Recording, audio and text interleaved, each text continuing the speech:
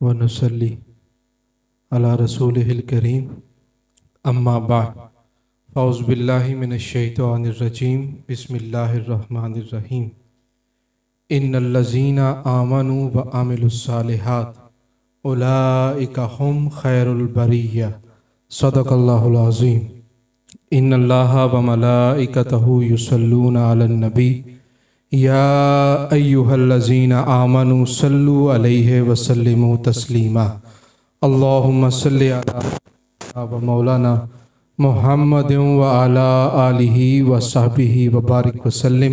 تمام احباب میرے ساتھ مل کر حضور سرور کائنات صلی اللہ علیہ وآلہ وسلم کی بارگاہ میں ہدیہ عقیدت و محبت پیش کریں۔ الصلاۃ والسلام علیک یا سیدی یا رسول اللہ،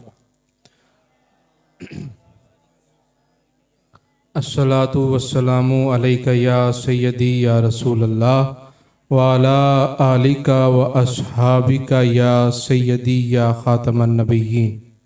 محترم المقام حضرت علامہ مولانا عبدالباقی صاحب دامت برکاتہم عالیہ، محترم صدر مجلس حضرت علامہ مولانا لیاقت سلطانی صاحب دامت برکاتہم عالیہ، اسٹیج پر تشریف فرما علماء کرام اور محترم المقام حضرت علامہ مولانا شعبان علی قادری صاحب صدر تحریک منہاج القرآن تحصیل بھمبر، محترم محبوب سیفی صاحب صدر تحریک منہاج القرآن تحصیل عثمانی، محترم مبشر مجید صاحب ناظم سوشل میڈیا تحریک منہاج القرآن تحصیل بھمبر، محترم اسد علی قادری صاحب صدر تحریک منہاج القرآن سٹی بھمبر، برادر مکرم محترم حافظ عثمان مجید صاحب ناظم تحریک منہاج القرآن سٹی بھمبر، دیگر معزز و محتشم مہمانان گرامی قدر،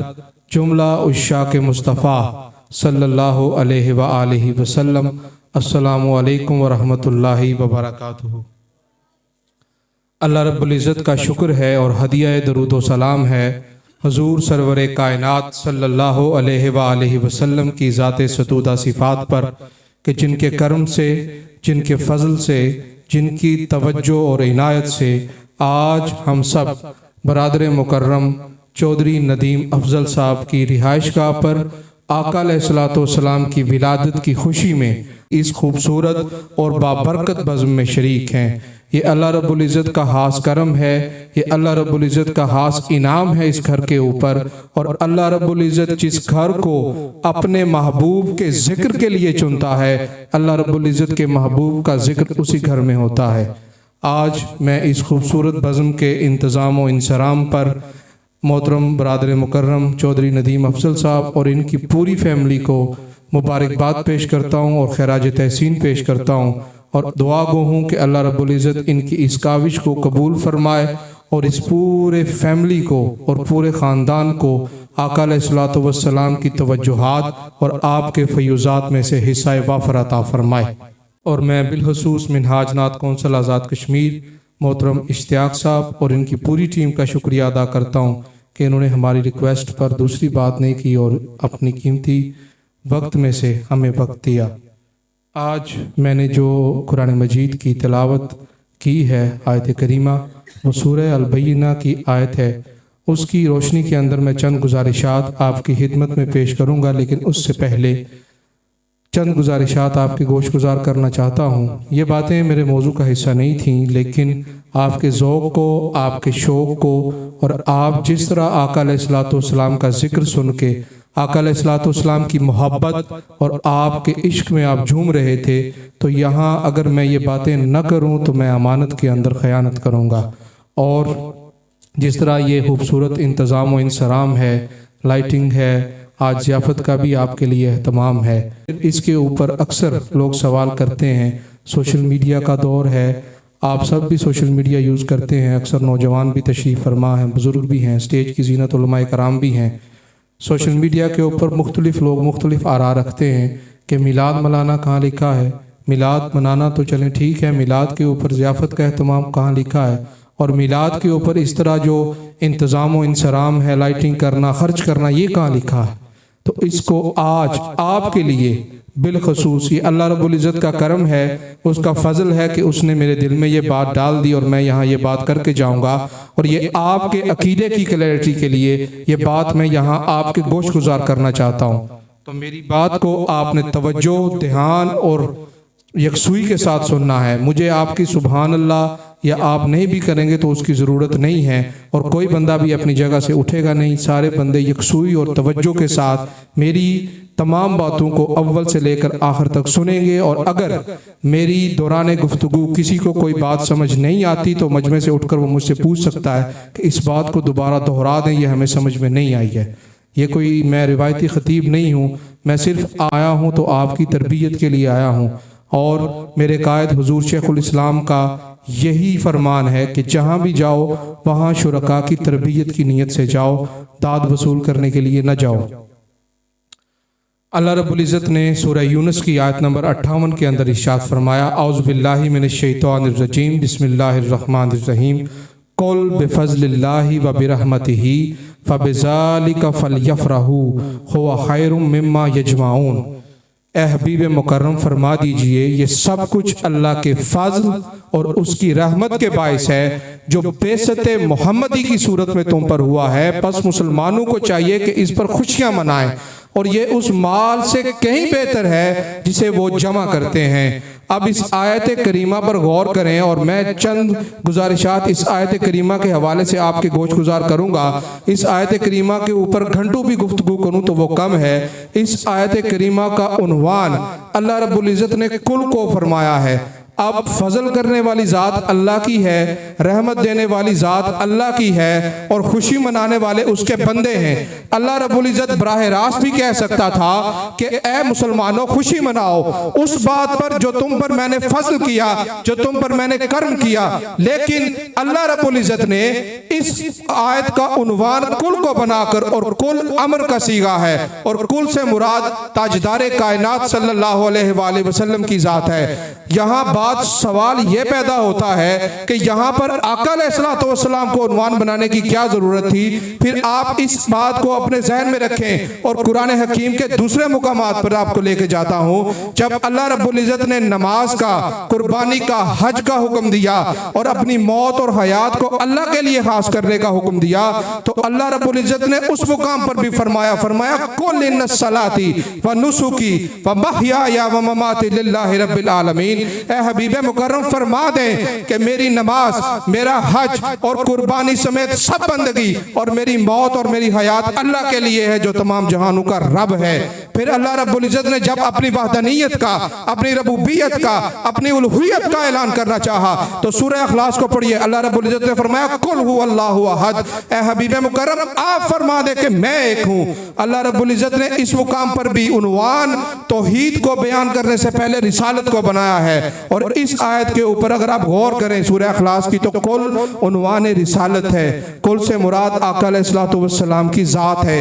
جب آپ اس آیت کریمہ پر غور کرتے ہیں تو اپنی وحدانیت هو اللہ احد کو اللہ رب العزت نے بعد میں بیان کیا، اور اللہ رب العزت نے عنوان رسالت کو پہلے بیان کیا۔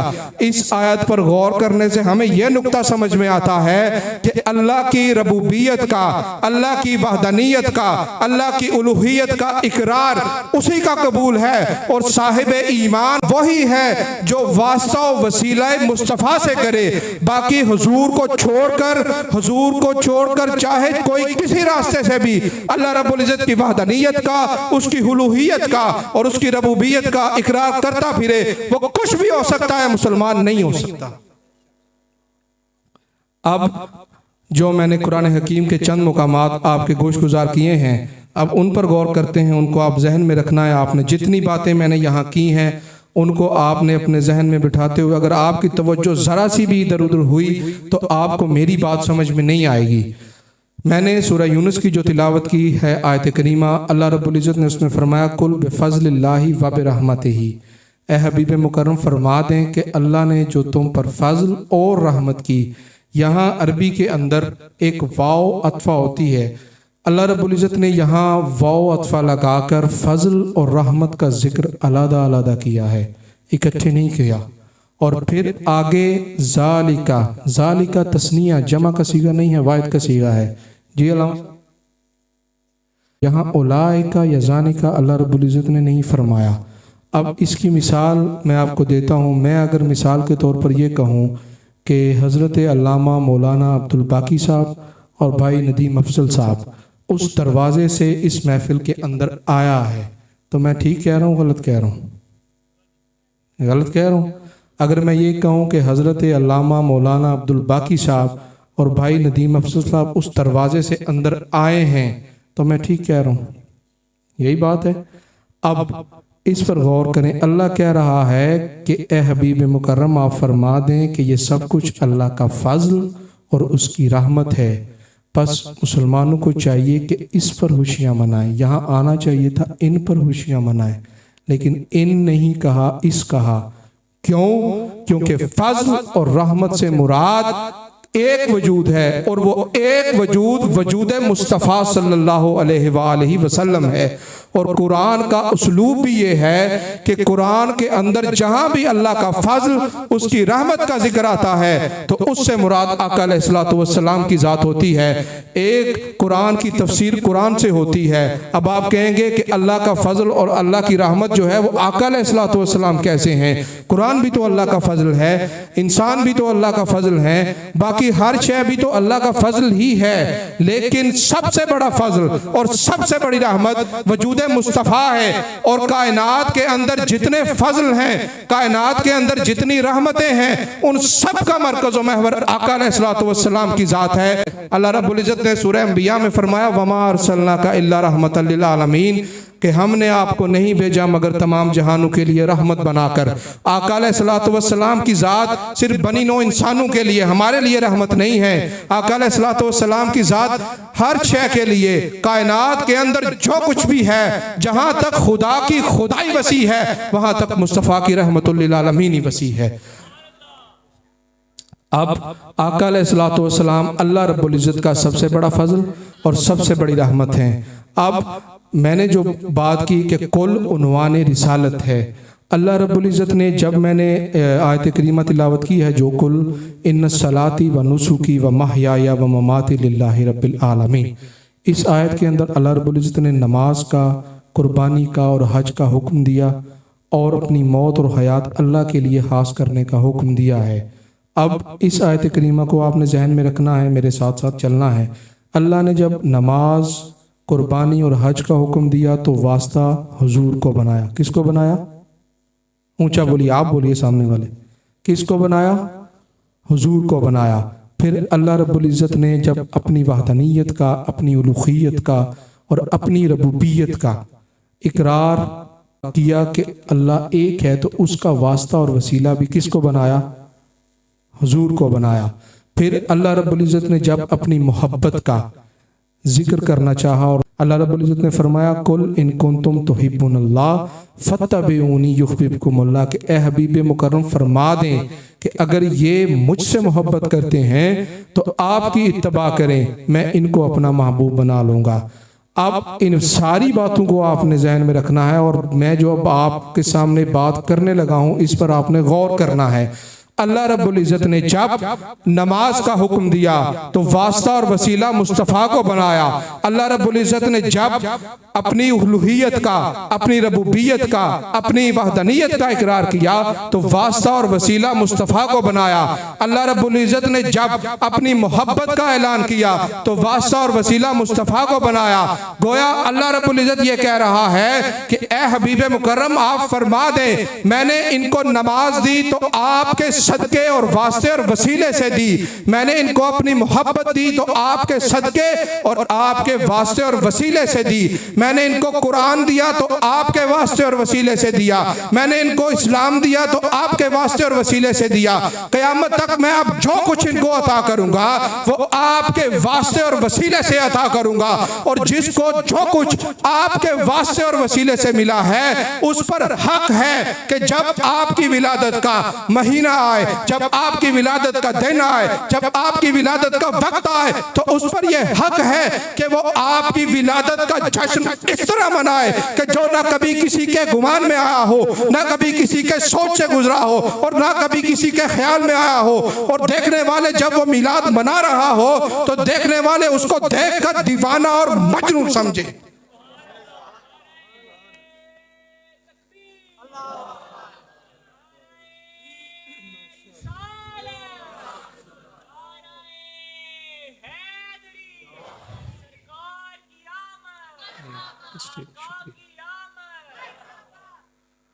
اب ذہن میں یہ بھی سوال آتا ہے کہ اتنی بات تو سمجھ میں آ گئی کہ بندہ میلاد منائے اور اس پر خوشی کا اظہار کرے، خرچ کرنا کہاں لکھا ہے؟ ہمارے تو اپنے خرچے بڑے ہیں، ہم میلاد پر خرچ کیوں کریں؟ ہم تو اپنی بیٹی کی شادی کرنی ہے، بیٹوں کی شادی کرنی ہے، یہ کرنا ہے وہ کرنا ہے، اور اس کے اوپر ہم نے یہ ہماری یہ خوشی ہے ہم اس پر خرچ کریں گے، ہماری یہ خوشی ہے ہم اس پر خرچ کریں گے۔ بعض لوگ تنقید کرتے ہیں کہ میلاد پر خرچ کرنا یہ کہاں لکھا ہے؟ اور پھر اللہ رب العزت کو یہ پتہ تھا کہ قیامت تک آنے والے آقا کے غلام حضور کا میلاد ضرور منائیں گے، وہ کھانا کھائیں نہ کھائیں آقا علیہ الصلوۃ والسلام کی ولادت کا جشن ضرور منائیں گے۔ اب ان معترضین کے لیے، ان تنقید کرنے والوں کی زبانوں کے اوپر بھی اللہ رب العزت نے مہر لگا دی ہے قیامت تک آنے والوں کے لیے۔ اسی آیت کے اگلے حصے میں اللہ رب العزت نے فرمایا خُوَ خَيْرٌ مِّمَّا يَجْمَعُونَ، کہ یہ اس مال سے کہیں بہتر ہے جسے تم جمع کرتے ہو۔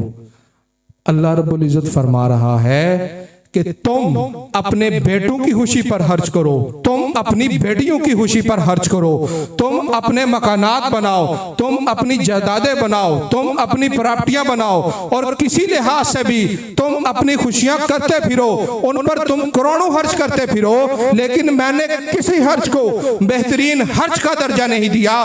میری بارگاہ کے اندر بہترین خرچ صرف وہ ہے جو میرے محبوب کی ولادت کے اوپر خرچ کیا جائے۔ اب یہ چند گزارشات تھیں، اس موضوع کے اوپر گھنٹوں گفتگو کی جا سکتی ہے۔ اگر آپ سے کوئی یہ پوچھے کہ میلاد منانا کہاں لکھا ہے تو اس کو آپ نے سورہ یونس کی اس آیت کا حوالہ دینا ہے کہ ہم پر اللہ کا فضل اور ہم پر اللہ کی رحمت جو آقا علیہ الصلوۃ والسلام کی صورت میں ہوئی ہے، ہم نے اس اللہ کے فضل اور اس اللہ کی رحمت کے ہوتے ہوئے ہم نے آقا کا میلاد ضرور منانا ہے۔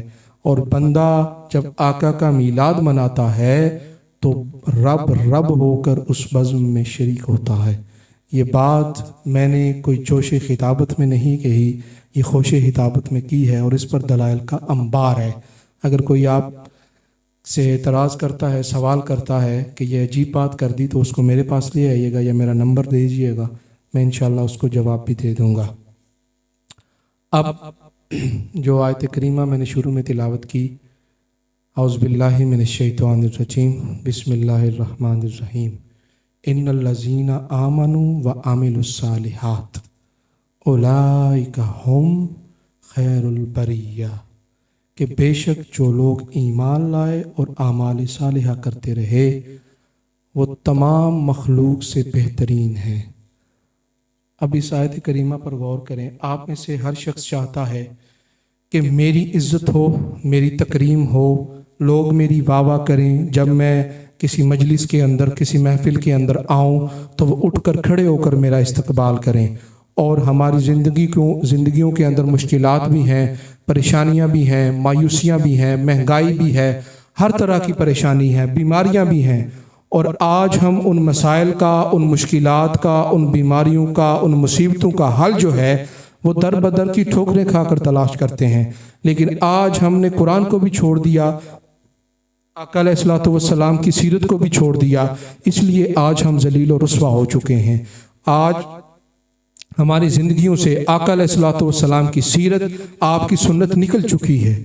آج ہم صرف نام کے مسلمان ہیں، اور پھر ہم کہتے ہیں کہ جی ہماری مشکل حل نہیں ہوتی، ہماری پریشانی حل نہیں ہوتی۔ اللہ رب العزت فرما رہا ہے کہ اگر تم ساری مخلوق سے یہ چاہتے ہو کہ تم بہتر ہو جاؤ تو اپنے سیرت اور اپنے کردار کے اندر دو خوبیاں پیدا کر لو۔ وہ دو خوبیاں کون سی ہیں؟ پہلی خوبی وہ ہے ایمان، اور دوسری خوبی اعمال صالحہ، اور اعمال صالحہ سے مراد آقا علیہ الصلوۃ والسلام کی سیرت ہے۔ اور اگر کوئی بندہ اپنے سیرت اور اپنے کردار کے اندر ان دو خوبیوں کو پیدا کر لے، ایمان اور اعمال صالحہ، یعنی آقا علیہ الصلوۃ والسلام کی سیرت کو، آپ کی محبت کو اور آپ کے ادب کو اپنی زندگی کا شعار بنا لے، اور اپنے اس 6-7 فٹ کے جسم کے اوپر آقا علیہ الصلوۃ والسلام کی سیرت کو نافذ کر لے، تو اللہ اس کو یہ درجہ عطا کر دیتا ہے کہ اللہ رب العزت اس کو مخلوق کے اندر سب سے بہترین بنا دیتا ہے۔ اب جزا صرف یہاں تک محدود نہیں رکھی، اللہ رب العزت نے اسی سورہ کی اگلی آیت میں ارشاد فرمایا جزاؤہم عند ربہم جنت عدن تجری من تحتہا الانہار خالدین فیہا ابدا رضی اللہ عنہم ورضوا عنہ ذالک لمن خشی ربہ، ان کے رب کے ہاں ان کے لیے جزا یہ ہے، کن کے لیے؟ کہ جو اپنے سیرت اور اپنے کردار کے اندر دو خوبیوں کو پیدا کر لیں، ایک ایمان اور دوسری اعمال صالحہ، ان کی جزا ان کے رب کے ہاں ان کے لیے جزا یہ ہے کہ اللہ رب العزت ان کو باغات عطا کرے گا جنت کے، جن کے نیچے نہریں رواں ہیں۔ اور پھر ہم یہ چاہتے ہیں کہ اللہ رب العزت ہمیں اتنا کچھ عطا کرے کہ ہماری خواہش باقی نہ رہے۔ جو شخص اپنے سیرت اور کردار کے اندر ان دو خوبیوں کو پیدا کرتا ہے، اللہ رب العزت اس کو سب کچھ عطا کرتا ہے، لیکن اللہ رب العزت سب سے بڑھ کر اس کو کیا عطا کرتا ہے؟ اللہ رب العزت نے فرمایا رضی اللہ عنہم، میں اس کو اپنی رضا عطا کرتا ہوں، میں اس سے راضی ہو جاتا ہوں، اور پھر میں اس کو اتنا عطا کرتا ہوں، اتنا عطا کرتا ہوں وَرَضُوا عَنْهُ کہ وہ مجھ سے راضی ہو جاتا ہے۔ اب اس بات پر غور کریں کہ اللہ رب العزت جب بندے کو عطا کرتا ہے، ہمارا مسئلہ یہاں یہ ہے، یہ بات آپ کو سمجھانے کے لیے ہے، اللہ کی ذات سے گلہ اور شکوہ نہیں ہو سکتا۔ ہماری اوقات اور ہماری حیثیت کیا ہے کہ ہم اللہ وحدہ لا شریک کے ساتھ گلہ اور شکوہ کر سکیں، لیکن آج ہمارا مسئلہ یہ ہے کہ اگر ہم کسی کو دیکھتے ہیں کہ اللہ رب العزت نے کسی کو اچھی گاڑی دی ہے، کسی کو اچھا گھر دیا ہے، کسی کو اچھی جاب دی ہے، کسی کو کسی تحریک کے اندر، کسی تنظیم کے اندر کوئی اچھا عہدہ یا منصب دیا ہے، کسی کو عالم دین بنایا ہے، کسی کو اللہ رب العزت نے ڈاکٹر بنایا ہے، کسی کو اللہ رب العزت نے انجینئر بنایا ہے، کسی کو اللہ رب العزت نے کاروبار کے اندر کوئی کامیابی دی ہے، کسی کو اللہ رب العزت نے اچھی پراپرٹی دے دی ہے، کوئی جائیداد کا مالک ہے، تو ہم اس کو حسد کی نگاہوں سے دیکھتے ہیں اور کہتے ہیں کہ اے اللہ رب العزت تو نے اس کو عطا کر دیا ہے، ہمارے اندر کیا کمی تھی، ہمیں کیوں نہیں عطا کیا؟ تو اللہ رب العزت کہہ رہا ہے کہ اگر تم یہ چاہتے ہو کہ میں تمہیں سب کچھ عطا کروں اور اتنا عطا کروں، اتنا عطا کروں، اتنا عطا کروں، تمہارے اندر یہ حسرت باقی نہ رہے اور تم مجھ سے راضی ہو جاؤ، تو اس کے لیے شرط یہ ہے کہ اپنی سیرت اور اپنے کردار کے اندر ان دو خوبیوں کو پیدا کر لو۔ اور وہ دو خوبیاں کیا ہیں؟ وہ دو خوبیاں ہیں ایمان اور اعمال صالحہ۔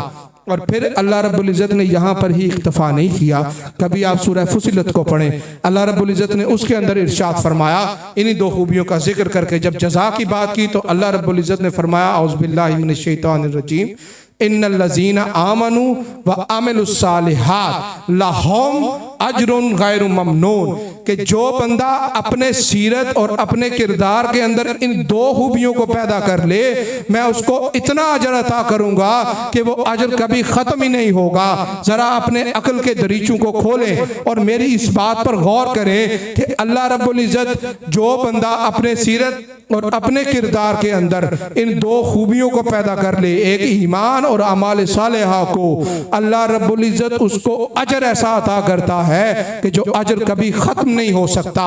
تو مجھے اس سوال کا جواب دیں کہ جس بندے کو اجر عطا کیا جا رہا ہے کیا وہ بندہ ختم ہو جائے گا؟ اگر وہ بندہ ختم ہو جائے گا تو پھر اللہ رب العزت نے اجر کس کو عطا کرنا ہے؟ تو اللہ رب العزت یہاں اس مقام پر فرما رہا ہے کہ تم اپنی سیرت اور اپنے کردار کے اندر اگر یہ دو خوبیاں پیدا کر لو گے تو میں تمہاری فنائیت کو بھی بقا کے اندر تبدیل کر دوں گا۔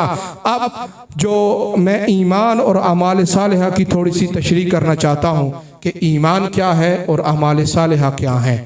آپ کو میری بات سمجھ میں آ رہی ہے؟ پیچھے والے بولے کوئی سوال کسی کا یہاں تک ہے؟ نہیں ہے؟ اب آگے چلیے، ایمان کیا ہے؟ ہمارے نزدیک ایمان عمل کا نام ہوتا ہے، یہی ہے ایمان۔ اس بات کو ذہن نشین کر لیں گے، ایمان عمل کا نام نہیں ہے۔ ایمان جو ہے اگر اس کو ایک لفظ کے اندر بیان کروں اور ایک جملے کے اندر بیان کروں تو ایمان آقا علیہ السلام کے ساتھ کمال محبت اور آپ کے کمال ادب کا نام ہے۔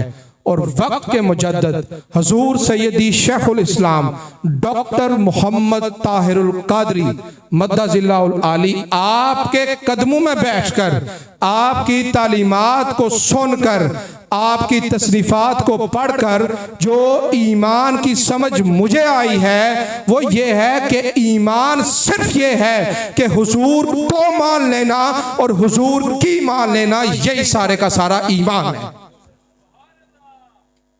اب آپ کہیں گے، کسی کا دل کرے گا فتویٰ لگانے کا، بھئی یہ کیا بات کر دی، اللہ کو بھی نکال دیا، کتابوں کو بھی نکال دیا، سب کچھ نکال دیا، صرف حضور کو مان لینا اور صرف حضور کی مان لینا یہی سارے کا سارا ایمان ہے۔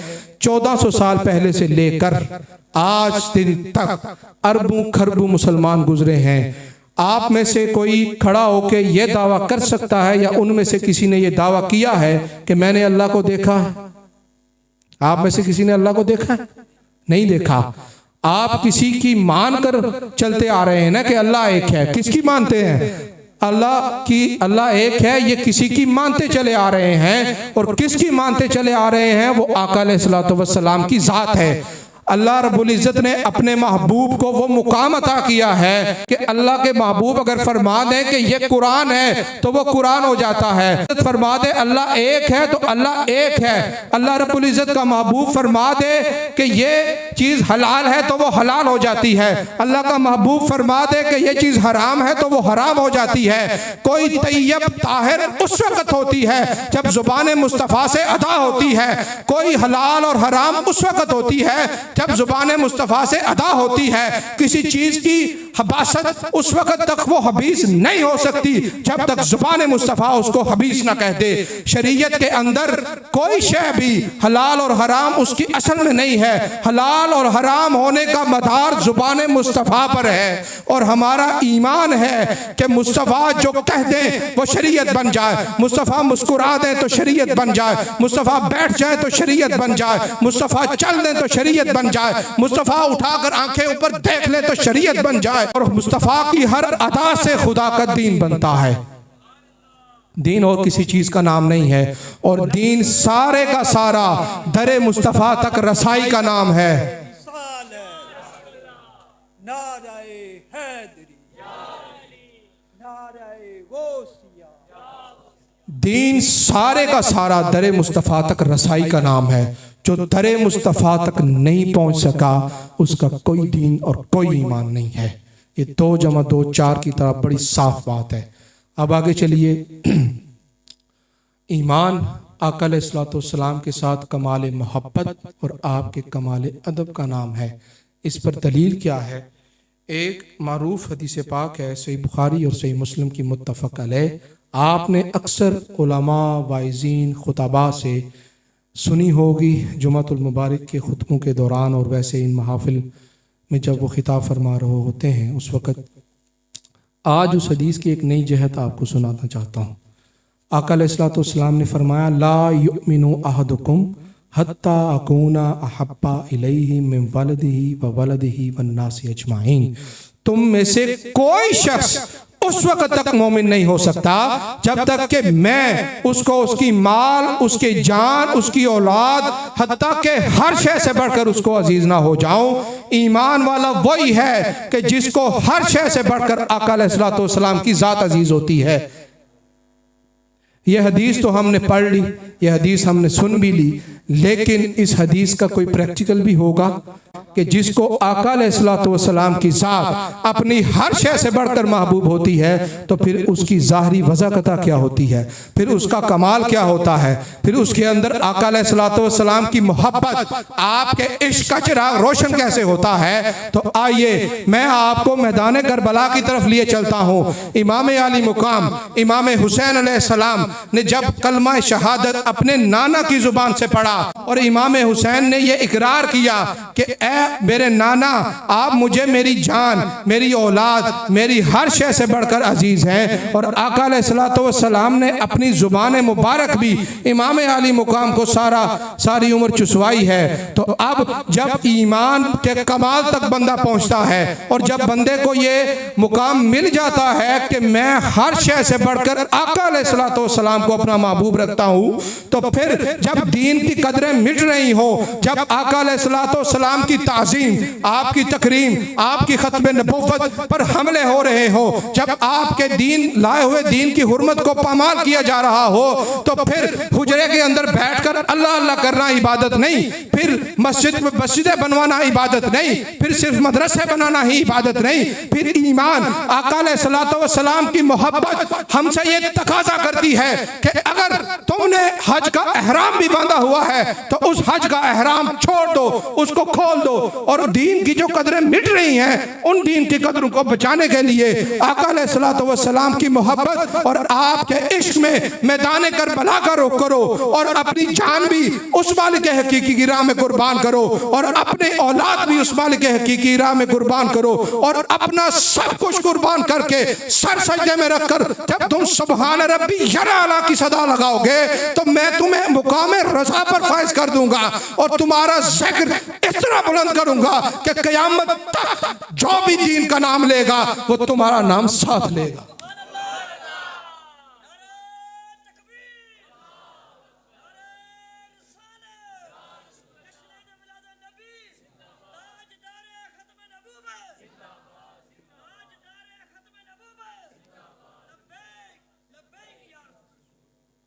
مہربانی۔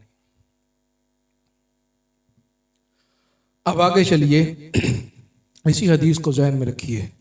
آج ہم چاہتے ہیں اور ہم یہ اکثر سوچتے ہیں کہ ہمارا مال ہمیں بڑا عزیز ہے۔ آقا علیہ السلام نے فرمایا تم میں سے کوئی شخص ایمان والا نہیں ہو سکتا جب تک کہ میں اس کو اس کی مال، جان، اولاد ہر شے سے بڑھ کر عزیز نہ ہو جاؤں۔ حضرت ابو بکر صدیق رضی اللہ تعالیٰ عنہ، آپ میں سے ہر بندہ ان کو جانتا ہے، آقا علیہ السلام کے جلیل القدر صحابی ہیں اور خلفائے راشدین میں سے ہیں اور خلیفۃ المسلمین ہیں۔ اب وہ کوئی عام شخصیت نہیں تھی عرب کی، وہ صاحب الآراء تھے۔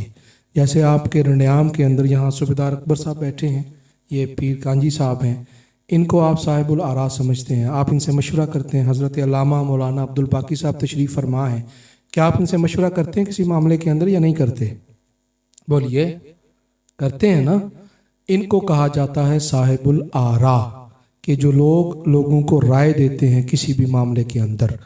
مثلا اگر اس کو میں اور ایکسپلین کروں اور اس کی وضاحت کروں آپ کی آسانی کے لیے، تو جو لمبردار ہوتا ہے یا چیئرمین ہوتا ہے اس کو صاحب الآراء کہا جاتا ہے۔ حضرت ابو بکر صدیق عرب کے اندر صاحب الآراء تھے، اور آپ کے پاس اس وقت جب آپ نے آقا علیہ السلام کے دست اقدس پر بیعت کی اور دائرہ اسلام میں شامل ہوئے، تو اس وقت آپ کے پاس جو مال تھا وہ 40,000 درہم تھے، اور اگر اس کو آج کنورٹ کیا جائے روپوں کے اندر تو وہ اربوں روپے کی مالیت بنتی ہے۔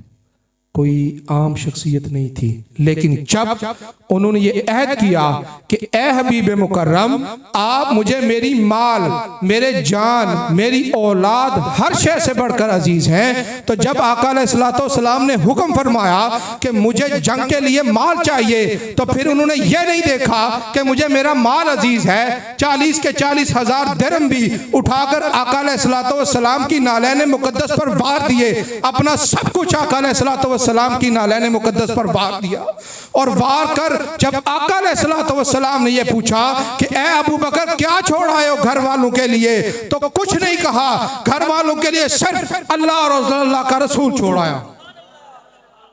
اس طرح کی کئی مثالیں ہیں۔ آج یہ جو محفل میلاد ہے، آج ندیم بھائی نے اس محفل پر خرچ کیا ہے آقا علیہ السلام کی محبت میں، آپ کے عشق میں، تو یہ خرچ اللہ کے ہاں بہترین درجہ رکھتا ہے، اور یہ ہر شخص نہیں کر سکتا، اور یہ مال اللہ کی بارگاہ میں قبول پہلے ہوا ہے، انہوں نے خرچ بعد میں کیا۔ اب آگے چلیے، اتنی ایمان کی سمجھ آ گئی کہ ہر شے سے بڑھ کر جب تک آقا کا ادب اور آقا کی محبت سینے میں نہ ہو تو بندہ صاحب ایمان نہیں ہوتا۔ اب ایک اور بات آپ کے عقیدے کی کلیئرٹی کے لیے، ایمان ظاہری وضاقتہ کا بھی نام نہیں۔ یہ حدیث کتب جید، کتب صحیحہ کے اندر مختلف طرق، اسانید اور روات کے ساتھ آئی ہے۔ میں حوالہ جات یہاں کوٹ نہیں کروں گا، وقت کے دامن میں اتنی وسعت نہیں ہے۔ اگر صاحب العلم یہاں بیٹھے ہیں، ان کو حوالے چاہیے تو میں ان کو پرووائڈ کر سکتا ہوں۔ آقا علیہ الصلوۃ والسلام کی خدمت میں صحابہ کرام تشریف فرما تھے۔ ایک شخص آپ کی بارگاہ میں آیا، اس نے آ کر آقا علیہ الصلوۃ والسلام کی بے ادبی کی۔ حضرت سیدنا عمر فاروق رضی اللہ تعالیٰ عنہ آپ جلال میں آ گئے اور آپ نے اپنی تلوار نکال لی، اور جب آپ نے اپنی تلوار نکالی تو آپ نے فرمایا کہ اے حبیب مکرم، مجھے حکم دیں، آپ اس شخص نے آپ کی بے ادبی کی ہے، میں اس کا سر تن سے جدا کر دوں۔ آقا علیہ الصلوۃ والسلام نے حضرت سیدنا فاروق اعظم رضی اللہ تعالیٰ عنہ کو روک دیا۔ جب آپ نے روک دیا تو جب وہ شخص جانے لگا تو اس نے آقا علیہ الصلوۃ والسلام کی طرف پیٹھ کر دی۔ جب وہ پیٹھ کر کے چل پڑا اور اس نے پیٹھ کرنے میں کوئی اور محسوس نہیں کی تو آقا علیہ الصلوۃ والسلام نے اس شخص کو دیکھ کر فرمایا اور اس کا حلیہ بیان فرمایا۔ اس کی داڑھی گنی تھی، اس کی گالیں ابری ہوئی تھیں، اس کی آنکھیں دھنسی ہوئی تھیں، اور اس کا تہمت جو ہے وہ ٹہنوں سے اوپر تھا اور سر اس کا منڈا ہوا تھا۔ آقا علیہ الصلوۃ والسلام نے فرمایا کہ اے میرے صحابہ، اس کو دیکھ لو، اس کی نسل سے آخری ایک زمانہ آئے گا، اس کی نسل سے منافق پیدا ہوں گے۔ اے میرے صحابہ، وہ اتنی نمازیں پڑھتے ہوں گے کہ تمہیں اپنی نمازیں کم لگیں گی، وہ اتنی تلاوت قرآن کرتے ہوں گے کہ تمہیں اپنی تلاوت قرآن کم لگے گی۔ تو یہ بات یاد رکھنا کہ وہ ایمان سے خالی ہوں گے۔ تو اس حدیث سے یہ بات ثابت ہوتی ہے کہ ایمان ظاہری وضاقتہ کا نام نہیں ہے، ایمان ظاہری وضاقتہ پگڑی بڑی باندھنے کا نام نہیں ہے، ایمان داڑھی بڑی رکھنے کا نام نہیں ہے، ایمان جبہ اور کبہ کا نام نہیں ہے، ایمان مسجدیں بنوانے کا نام نہیں ہے، ایمان مدرسے بنانے کا نام نہیں ہے، ایمان کسی اور شے کا نام نہیں ہے، ایمان آقا علیہ الصلوۃ والسلام کے ادب کا نام ہے۔ اب آگے چلیے، ایک اور حدیث پاک، آقا علیہ الصلوۃ والسلام نے فرمایا کہ ایک زمانہ آئے گا کہ لوگ مسجدوں کے اندر جوک در جوک جمع ہوں گے، لوگ اجتماع کی صورت میں مسجدوں میں بیٹھیں گے۔ مسجد میں کوئی کاروبار کرنے تو نہیں بیٹھتا نا، اللہ کا ذکر کرنے کے لیے ہی بیٹھتا ہے، اور لوگ مسجدوں میں لوگوں کو ساتھ لے کر جائیں گے بھی آؤ اللہ کا ذکر کرتے ہیں، آؤ اللہ اللہ کرتے ہیں۔ ایک ایسا زمانہ آئے گا آخری وقت کے اندر کہ جب لوگ مسجدوں کے اندر جمع ہوں گے اور ان میں سے کوئی ایک بھی صاحب ایمان نہیں ہوگا۔ مسجدوں میں جمع ہونے کا نام بھی ایمان نہیں ہے،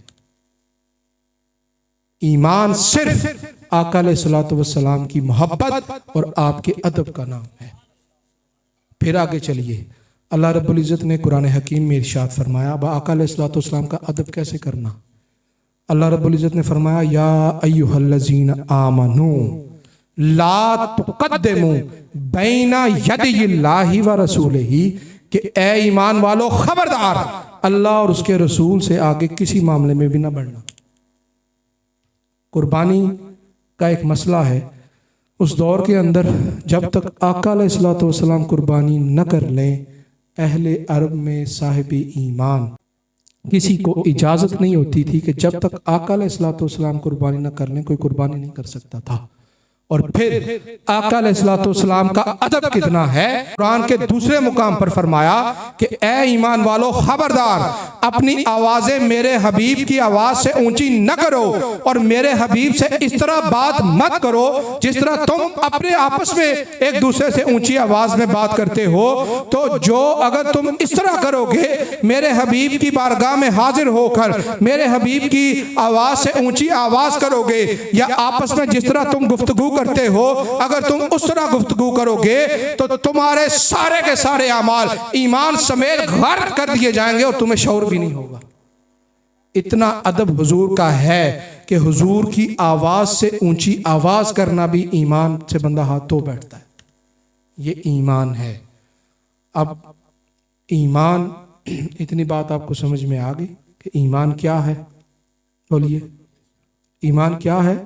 آقا علیہ الصلوۃ والسلام کے ساتھ کمال محبت اور آپ کے کمال ادب کا نام ہے۔ اور ادب کیا ہے؟ ادب یہ ہے کہ جب بندہ، آپ میں سے اللہ رب العزت ہر کسی کو مدینہ پاک لے جائے، جب حضرت امام مالک مدینہ پاک کے اندر آپ تھے اور یہ شفا شریف کے اندر موجود ہے جو قاضی ایاز رحمۃ اللہ تعالیٰ علیہ کی کتاب ہے الشفا بطریف الحقوق المصطفیٰ صلی اللہ علیہ وآلہ وسلم. تو آپ کے پاس ایک بندہ بیٹھا ہوا تھا, اس نے تھوڑی سی آواز اونچی کر دی. آپ نے فرمایا خبردار, یہ تاجدار کائنات کی بارگاہ ہے, اس بارگاہ کے اندر اتنی جسارت بھی کرنا بندہ ایمان سے ہاتھ دھو بیٹھتا ہے, لہٰذا اپنی آواز کو نیچا رکھو. اور جب آپ آقا علیہ الصلوۃ والسلام کی بارگاہ میں جائیں تو وہاں آقا علیہ الصلوۃ والسلام کی بارگاہ اقدس میں حاضر ہو تو اس وقت بھی اپنی آوازوں کو کم کرنا ہے, نیچا رکھنا ہے, اتنی آواز بھی نہیں کرنی. کیوں؟ کیونکہ ہمارا ایمان ہے کہ بندہ وہی مدینے جاتا ہے جس کو میرے تاجدار بلاتے ہیں, اور تاجدار کائنات کی ذات زندہ و جاوید ہے. اس کائنات کے اندر اگر حضور نہ رہے تو یہ کائنات کب کی ختم ہو چکی ہو. اس کائنات کا وجود قائم ہے تو تاجدار کائنات صلی اللہ علیہ وآلہ وسلم کی وجہ سے قائم ہے. اب آگے چلیے. میں نے دو چیزوں کا ذکر کیا تھا کہ اپنی سیرت اور اپنے کردار کے اندر دو خوبیوں کو پیدا کرنا ہے, ایک ایمان اور دوسرا اعمال صالحہ. ایمان کی آپ کو سمجھ آ گئی کہ اپنے سینے کے اندر حضور کی محبت, آپ کا ادب اور آپ کا عشق کا چراغ جو ہے اس کو روشن کرنا ہے. اب اس پر ایک اور ایمان افروز بات میرے ذہن میں آ گئی ہے, وہ آپ کو سنانا چاہتا ہوں ایمان کے حوالے سے. آقا علیہ الصلوۃ والسلام نے ایک روز اپنے صحابہ سے فرمایا, اے صحابہ تمہیں مبارک ہو, اور 7 مبارکباد انہیں دیں کہ جنہوں نے مجھے دیکھا نہیں ہوگا لیکن میرے عشق میں جھومتے ہوں گے. آقا علیہ الصلوۃ والسلام نے آپ کو 7 بار مبارکباد دی ہے. کیوں دی ہے؟ اس کا جواب ایک اور حدیث ہے صحیح مسلم کی, اور حضرت ابو ہریرہ رضی اللہ تعالیٰ عنہ اس حدیث کے راوی ہیں. آقا علیہ الصلوۃ والسلام نے فرمایا کہ آخری زمانہ آئے گا کہ لوگ ایسے ہوں گے کہ جنہوں نے مجھے دیکھا نہیں ہوگا لیکن وہ میرے عشق میں جھومتے ہوں گے, وہ مجھ سے اتنی محبت کرتے ہوں گے کہ میرے ایک دیدار کے لیے وہ اپنا سب کچھ لٹانے کے لیے تیار ہوں گے کہ اے سونے تیرا ایک دیدار عطا ہو جاوے, میں اپنی جان بھی قربان کر دیواں, میں اپنا مال بھی قربان کر دیواں, میں اپنا سب کچھ قربان کر دیواں تیری ایک جھلک دے واسطے. آقا علیہ الصلوۃ والسلام نے آپ کو 7 بار مبارکباد دی ہے, اور میں آقا علیہ الصلوۃ والسلام کی سنت پر عمل کرتے ہوئے اپنے سمیت آپ کو ایک بار پھر مبارکباد دیتا ہوں کہ آپ سب حضور کے عاشق بیٹھے. اب آگے چلیے. اعمال صالحہ, 2 خوبیاں تھیں, ایک ایمان اور دوسری اعمال صالحہ. اعمال صالحہ کی جب بات ہوتی ہے تو ہمارے ذہن کے اندر آتا ہے نماز, روزہ, حج, زکوٰۃ, یہ ساری کی ساری چیزیں اعمال صالحہ ہیں. لیکن اعمال صالحہ صرف یہ نہیں ہے. اعمال صالحہ کو اگر ہم تقسیم کریں, ایک حقوق اللہ اور ایک حقوق العباد. اب قرآن کے اندر ہمیں حکم ملتا ہے, قرآن کے اندر ہمیں طریقہ کار نہیں ملتا. طریقہ کار کیا ہے وہ قرآن ہی سے پوچھتے ہیں تو قرآن فرماتا ہے لَقَدْ كَانَ لَكُمْ فِي رَسُولِ اللَّهِ أُسْوَةٌ حَسَنَةٌ, کہ میرے حبیب کا اسوہ تمہارے لیے بہترین نمونہ ہے. جب حقوق اللہ ادا کرنے ہو تو اس وقت بھی بہترین نمونہ آقا علیہ الصلوۃ والسلام کی ذات ہے. جب حقوق العباد ادا کرنے ہوں اس وقت بھی بہترین نمونہ آقا علیہ الصلوۃ والسلام کی ذات ہے. اور آپ کے عقیدے کی کلیئرٹی کے لیے ایک بات میں یہاں کرنا چاہتا ہوں کہ اس کائنات کی میجر تقسیم, بڑی تقسیم صرف ایک ہے. کتنی ہے؟ ایک اللہ ہے, باقی ساری کی ساری اس کی مخلوق ہے. کیا؟ ایک اللہ ہے, باقی ساری کی ساری اس کی کیا ہے؟ مخلوق ہے. اللہ معبود ہے, باقی سب اس کے عبد اور بندے ہیں. عبد اور بندوں میں صرف ہم نہیں آتے, کائنات کی ہر شے اس کے بندوں میں آتی ہے. اب حقوق کی تقسیم صرف حقوق اللہ اور حقوق العباد ہے, اس کے علاوہ حقوق کی کوئی تقسیم نہیں ہے. اب اس بات کو ذہن میں رکھیں. لیکن کائنات کے اندر ایک ہستی ایسی بھی ہے جن کا شمار بندوں میں ہوتا ہے لیکن ان کے حقوق بندو جیسے نہیں ہیں. وہ ہستی کون سی ہے؟ وہ ہستی تاجدار کائنات صلی اللہ علیہ وآلہ وسلم کی ذات ہے. اور ہستی تاجدار کائنات صلی اللہ علیہ وآلہ وسلم کی ذات ہے، تو آپ حیران ہوں گے کہ حقوق کی تقسیم تو دو ہے، ایک حقوق اللہ ہے اور ایک حقوق العباد ہے۔ اگر حقوق بندو جیسے نہیں ہیں تو پھر ان کے حقوق کون سے ہیں؟ کائنات کے اندر تاجدار کائنات صلی اللہ علیہ وآلہ وسلم اللہ کے وہ واحد بندے ہیں جن کا شمار بندوں میں ہوتا ہے۔ صرف ایک حق کو چھوڑ دو، وہ ایک حق کون سا ہے؟ وہ ایک حق ہے بندگی کا۔ وہ ایک حق یہ ہے کہ عبادت آقا علیہ الصلوۃ والسلام کی نہیں ہو سکتی، عبادت صرف اللہ کی ہے۔ اس ایک حق کو چھوڑ کر باقی جو حق اللہ کا ہے، اللہ نے وہی حق اپنے محبوب محمد مصطفیٰ کا رکھا۔ اور پھر دین کی ساری تعلیمات کو آپ پڑھ لیں تو دین کو اگر ہم ابواب کے اندر ان ساری تعلیمات کو تقسیم کریں، اگر 100 ابواب بنائیں تو ان میں سے 10 ابواب حقوق اللہ کے بنتے ہیں اور 90 ابواب 90 چیپٹرز حقوق العباد کے بنتے ہیں۔ آج ہم 10% دین کے اوپر عمل کر کے ہم سمجھتے ہیں ہم سے بڑا مومن ہی کوئی نہیں ہے، اور 90% دین کو ہم نے اپنی زندگیوں سے نکال کر باہر پھینک دیا ہوا ہے۔ اعمال صالحہ آقا علیہ الصلوۃ والسلام کی سیرت اور آپ کی سنت کے اوپر عمل کرنے کا نام ہے۔ مجھے بار بار کہا جا رہا ہے کہ وقت خاصا ہو چکا ہے، مجھے بھی اندازہ ہے۔ اب میں چند جو احادیث ہیں صرف 2-3 آپ کی خدمت میں پیش کر کے اجازت چاہوں گا۔ کبھی زندگی نے وفا کی اور پھر کبھی موقع ملا تو انشاءاللہ آپ سے پھر بات ہوگی۔ اب اعمال صالحہ کی طرف آئیے۔ میں نے جیسے آیت کریمہ تلاوت کی کہ اعمال صالحہ کی 2 تقسیمیں ہیں اور پھر ان کو ادا کرنے کے لیے آقا علیہ الصلوۃ والسلام کی ذات سب سے بہترین نمونہ ہے۔ آقا علیہ الصلوۃ والسلام حقوق اللہ کیسے ادا فرمایا کرتے تھے؟ جب آقا علیہ الصلوۃ والسلام اللہ رب العزت کی عبادت فرمایا کرتے تھے، قیام اللیل فرمایا کرتے تھے، تو اس وقت آپ اتنا قیام فرماتے کہ آپ کے پاؤں مبارک سوج جاتے۔ یہ حضور کا مقام ہے۔ رب آیت اتار رہا ہے قم اللیل الا قلیلا، کہ قیام کرو مگر تھوڑا کم، تاکہ اے حبیب مکرم تیرا تکلیف میں آنا مجھ پر گراں گزرتا۔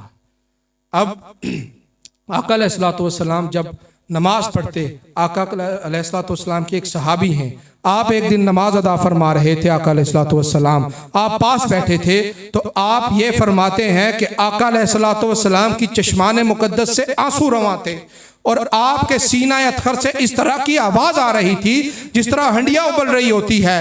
آج ہمارے سینے کے اندر اللہ رب العزت کی حشیت کی کیا اتنی شمع روشن ہے، ہم پڑھ نماز رہے ہوتے ہیں لیکن حساب دکان کا کر رہے ہوتے ہیں، ہم پڑھ نماز رہے ہوتے ہیں سوچ رشتہ داروں کے بارے میں رہے ہوتے ہیں، ہم پڑھ نماز رہے ہوتے ہیں حساب ہم دنیا جہان کے کر رہے ہوتے ہیں۔ اللہ رب العزت فرماتا ہے کہ تمہارے لیے بہترین نمونہ میرے حبیب کی ذات ہے۔ جس طرح میرے حبیب نے نماز ادا فرمائی ہے، جس طرح اس کے سینے کے اندر میری حشیت کا چراغ روشن تھا، اس طرح تم بھی اپنی سینے کے اندر میری حشیت کا، میرے خوف کا چراغ روشن کر کے نماز ادا کرو۔ میں تمہارے اوپر کرم کے، فضل کے، انعام کے، رحمتوں کے، نعمتوں کے وہ دروازے کھولوں گا کہ تمہارے وہم و گمان میں بھی کبھی نہیں آئے ہوں گے۔ اب آگے چلیے، آقا علیہ الصلوۃ والسلام تلاوت قرآن کیسے سنا کرے تھے؟ یہ حقوق اللہ ادا فرما رہے ہیں۔ حضرت عبداللہ بن مسعود رضی اللہ تعالیٰ عنہ آقا علیہ الصلوۃ والسلام کے جلیل القدر صحابی ہیں۔ آقا علیہ الصلوۃ والسلام نے ایک روز ان سے فرمایا کہ اے عبداللہ ابن مسعود مجھے تلاوت قرآن سناؤ۔ آپ نے فرمایا آپ پر تو قرآن اترا ہے، یا رسول اللہ میں آپ کو تلاوت قرآن سناؤں؟ انہوں نے کہا ہاں مجھے یہ پسند ہے کہ یہ میں قرآن دوسروں کی زبان سے سنوں۔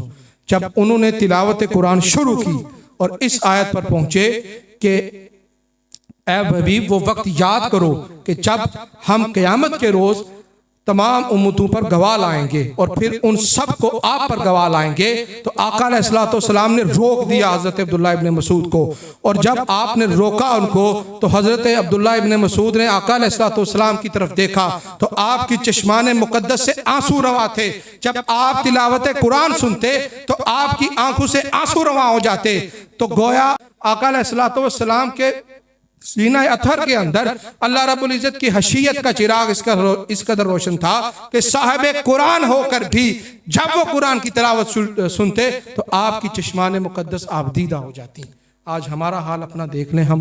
پھر آگے چلیے حقوق العباد کی بات کرتے ہیں۔ اس کی کئی مثالیں ہیں اور ایک مثال اور دیتا چلوں۔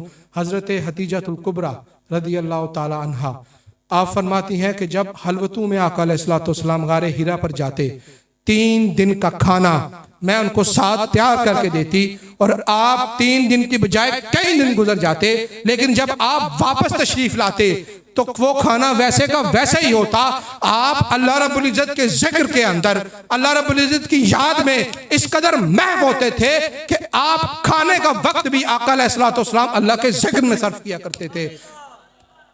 अब आगे चलिए, हुकूकुल इबाद आप कैसे अदा फरमाया करते थे।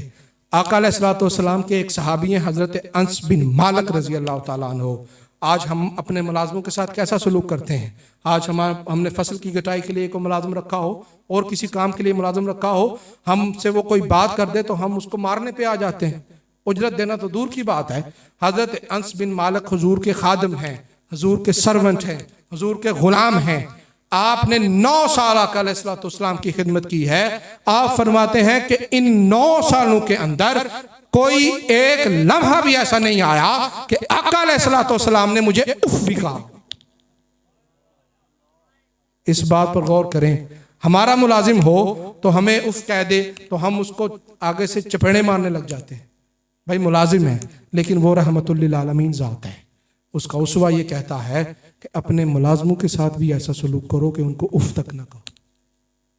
फिर आगे चलिए, सिर्फ एक और हदीस, हुकूकुल्लाह की अदायगी में हुकूकुल इबाद का एहतराम कितना था। हज़रत जनाब मोहम्मद मुस्तफ़ा सल्लल्लाहु अलैहि वसल्लम मस्जिद नबवी में नमाज अदा फरमा रहे हैं, मस्जिद नबवी में नमाज अदा फरमा रहे हैं और आप किरात फरमा रहे हैं और आप फरमाते हैं मेरा जी चाहता है कि मैं किरात लंबी करूं, लेकिन मुझे पीछे से किसी बच्चे के रोने की आवाज़ आती है और मुझे उस बच्चे का रोना और उस बच्चे के रोने की वजह से उस बच्चे की माँ का तकलीफ में आना ये मुझ पर गवारा नहीं है। ये मेरी तबीयत के ऊपर गरां गुजरता है कि मेरी किरात की वजह से किसी माँ का बच्चा रोए और उस माँ के बच्चे के रोने की वजह से उस माँ को तकलीफ हो, मुझे इतना भी गवारा नहीं है। लिहाजा मैं अपनी तक इस ख्वाहिश को दबा देता हूं और नमाज को जल्दी मुकम्मल करके उस बच्चे की और उस माँ की तकलीफ को दूर कर देता हूं। ये हुकूकुल्लाह की अदायगी के दौरान हुकूकुल इबाद का एहतराम है और हुकूकुल इबाद के अंदर सबसे पहला हक वालिदैन का है और वालिदैन के लिए अल्लाह रब्बुल इज़्ज़त ने फरमाया वबिल वालिदैन एहसाना, कि अपने वालिदैन के साथ एहसान करो। वालिदैन का हक कोई शख्स भी अदा नहीं कर सकता। वालिदैन ने जो नेकियां, जो एहसान अपनी औलाद पर किए हुए हैं वो कोई शख्स भी अदा नहीं कर सकता। आज हमारी औलादों का हाल ये है कि हमारे वालिदैन अपनी औलादों से डरते हैं। जब वो घर जाते हैं तो उनके वालिदैन जो हैं वो अंदर कमरे में बंद कर लेते हैं खुद को कि ये आ गया है, ये हमें पता नहीं क्या कहेगा। आज आका अलैहिस्सलातु वस्सलाम की सीरत ये कहती है कि अपने वालिदैन के साथ एहसान करो। जब वो इस उम्र को पहुंच जाएं कि वो कुछ करने के काबिल ना रहे तो उन्हें उफ तक भी ना कहो। मेरे कायद हुजूर शेखुल इस्लाम ने, डॉक्टर मोहम्मद ताहिरुल कादरी ने उफ की 3 किस्में बयान की हैं। उफ कौली भी होता है, उफ फैली भी होता है, उफ नजरी भी होता है। अपने वालिदैन को अपनी जुबान से उफ तक भी ना कहो। कोई ऐसी आवाज भी अपनी जुबान से ना निकालो कि जो उन पर गरा गुजरे। और फुकाहा ने यहां तक लिखा है कि अपने वालिदैन के सामने कपड़ा झाड़ना भी उनकी बेअदबी है। फिर आगे चलिए, आका अलैहिस्सलातु वस्सलाम की सीरत तैयबा से हमें यह दर्स मिलता है कि आपके वालिदैन जब बूढ़े हो जाएं तो उनके हवास इस कदर कायम नहीं रहते कि वो आपको समझा सकें। वो फिर बच्चों की तरह अड़ियां करते हैं। तो उस दौर के अंदर उनको उफ कहना भी, इसकी भी इजाज़त नहीं है। अपनी ज़ुबान से, अपने फेल से, अपने किसी काम से भी कोई ऐसा काम ना करे जिससे उनको अजियत हो, कोई ऐसा फेल ना करे जिससे उनको अजियत हो। और उनको हकारत की नज़र से देखना, ऐसी नज़र से देखना कि जिससे वालिदैन के दिल पर तकलीफ पहुंचे, यह भी इस्लाम के अंदर हराम है। तो हुकूकुल इबाद ऐसे अदा करने हैं। अपने वालिदैन का एहतराम करना है, आइज़ा वक़ारिब के हकूक़ अदा करने हैं। आपका अपनी ज़ात पर भी हक है, उसका भी हक अदा करना है। तो आज की बज़्म का ये पैगाम है कि मैंने जितना कुछ बयान किया है ये मेरे कायद हुज़ूर शेखुल इस्लाम डॉक्टर मोहम्मद ताहिरुल कादरी के जोड़ों की खैरात है। मैं उनके दामन के साथ वाबस्ता हूँ। ये सारा कुछ जितना फैज़ है जो आपने सुना है, जो मैंने बयान किया है, یہ ساری خیرات ان کے جوڑوں کی ہے، یہ آقا علیہ السلام کی توجہات ہیں، یہ اللہ کا کرم ہے، یہ حسنین کریمین کا دست شفقت ہے، یہ سیدہ کائنات سیدہ فاطمہ الزہرا کی چادر تطہیر کی خیرات ہے جو اس مشن منہاج القرآن کے اوپر ہے۔ اور آؤ آج کی اس بزم میں تمہیں یہ پیغام دیتا ہوں کہ جس مشن کے ساتھ میں وابستہ ہوں، میری ساری ٹیم وابستہ ہے۔ اگر اپنا ایمان بچانا چاہتے ہو، اگر یہ چاہتے ہو کہ کل قیامت کے روز تم آقا علیہ السلام کی شفاعت سے بہرہ یاب ہو جاؤ تو اس مشن کا حصہ بنو۔ اللہ رب العزت ہمیں عمل کی توفیق عطا فرمائے۔ وما علینا الا البلاغ المبین۔